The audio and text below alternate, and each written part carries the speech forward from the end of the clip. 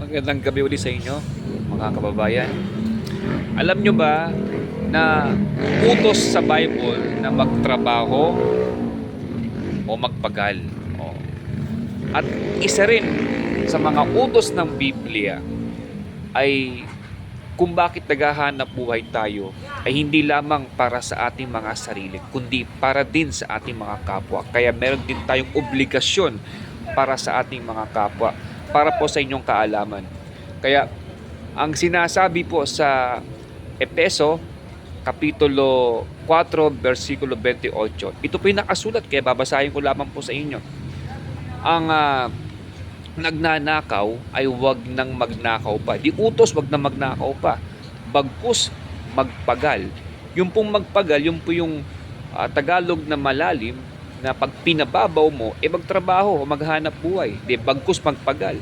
Na igawa ang kanyang mga kamay ng mabubuting bagay.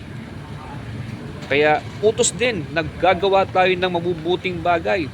At isang mabuting bagay upang siya may maibigay sa nangangailangan. Kaya hindi lamang po utos na magtrabaho, kundi gagawa rin tayo ng mabuting bagay. At isang mabuting bagay para meron din tayo may maitulong o may maibigay sa mga nangangailangan. O, di ba? Pangunahin na, kadugo mo. Pangalawa, kamag-anak mo. Tapos, kaibigan mo, kakilala mo, o dati mong kaeskwela. Siyempre, hindi mahuhuli dyan yung mga pulubi. O, di ba? Yan.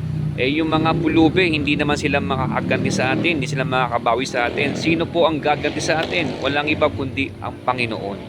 Kaya huwag niyo pong kalilimutan na magtabi para sa mga pulubi, maging handa kayo sa mga pamimigay. Yan.